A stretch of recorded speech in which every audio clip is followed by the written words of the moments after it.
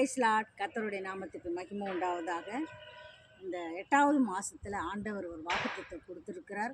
அது என்ன வாக்குத்தத்தை என்று பார்ப்போமானால், ஆதியாகமம் 12ஆம் அதிகாரம் 2ஆம் வசனம். நான் உன்னை பெரிய ஜாதியாக்கி உன்னை ஆசீர்வதித்து உன் பெயரை பெருமைப்படுத்துவேன், நீ ஆசீர்வாதமாயிருப்பா என்று சொல்லி ஆபிரகாமை தேவன் அவரிடத்துல வாக்கு கொடுக்கிறார். அருமையானவர்களே, இந்த நாளில் கூட ஆபிரகாம் பார்த்தீங்கன்னா தேவனுடைய வார்த்தைக்கு அவர் அப்படியே கீழ்ப்படிந்தார் என்று பார்க்கிறோம். அதனால தான் அவர் என்ன பண்ணார், தேவன் ஆசீர்வதித்தார் என்று பார்க்கிறோம். அவரை பெரிய ஜாதியாக அவர் வைப்பேன் என்று சொல்லி ஆண்டவர் வாக்கு கொடுக்கிறார். பெரிய ஜாதின்னும் போது ஏதோ ஜாதி அப்படின்னு நினைக்கக்கூடாது. ஜாதி என்றால் ஒரு திரளான கூட்டங்களை என்ன பண்ணுறாரு, அதுக்கு உன்னை மேன்மையாக வைப்பேன் என்று சொல்லி ஆண்டவர் சொல்லுகிறார். ஒரு திரளான ஜனங்களுக்கு அவர் மேன்மை உள்ளவராக வைப்பேன் என்று சொல்லி ஆண்டவர் ஆபிரகாமுக்கு வாக்கு கொடுக்கிறார்.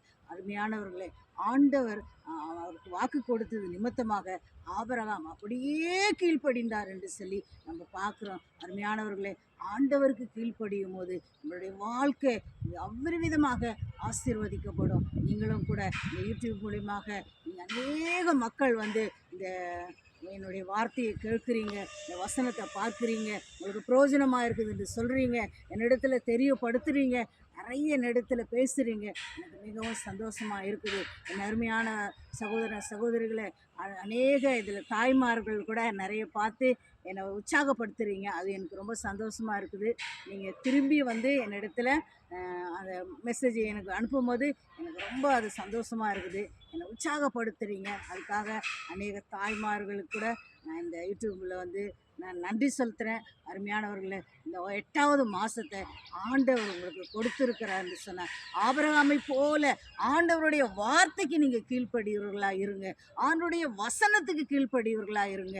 அவருடைய வாக்கு தத்துவத்துக்கு நம்ம கீழ்ப்படிந்து நடக்கும் போது தேவன் ஆபிரகாமுக்கு மாற்றம் இல்லை, இதை பார்க்குற அநேக மக்களுக்கு, அநேக குடும்பங்களுக்கு தேவன் ஆபிரகாமை ஆசீர்வதித்தது போல உங்களையும் குடும்பங்களையும் தேவன் ஆசீர்வதிக்க அவர் வல்லமை உள்ளவராயிருக்கிறார். ஆமேன். ஹல்லேலூயா. கண்களை மூடி நம்ம ஜெபிக்கலாமா? நேச சுவாமி, உமக்கு நன்றி செலுத்துகிறோம், துதிக்கிறேன் சுவாமி. இந்த நாளில் கூட ராஜா ஆண்டவரே, இந்த நாளில் சுவாமி ஆண்டவரே இதை கொடுத்த வார்த்தைக்காய் நன்றி செலுத்துகிறப்பா. ஆபிரகாமை அழைத்து ஆண்டவரே நீங்கள் ஆசீர்வதித்தது போல ராஜா இதை பார்க்குற அநேக குடும்பங்களை ஆண்டவரே இந்த 8வது மாசத்துல ஆபிரகாமை ஆசீர்வாதம் ஆண்டவரை இதை பார்க்கிற குடும்பங்கள் யாவருக்கும் ஆண்டவர் ஆசீர்வாதித்து ஆண்டவரை அவர்கள் பேரை பெருமைப்படுத்துவேன் என்று சொல்லியிருக்கிறீரே சுவாமி. ஆண்டவரே தகப்பனே, இன்னைக்கு உலகத்தில் தகப்பனே எத்தனை நன்மைகள் செய்தாலும் ஒரு பெருமையான பாராட்டு எனக்கு கிடைக்கலையே என்று சொல்லி நான் வேலை ஸ்தலத்தில் உண்மையாக தான் இருக்கிறேன், ஆனால் எனக்கு அங்கே ஒரு பெருமையாக இல்லையே. என் குடும்பத்தில் நான் உண்மையாக தான் இருக்கிறேன், ஆனால் அங்கே ஒரு எனக்கு பெருமையாக இல்லையே.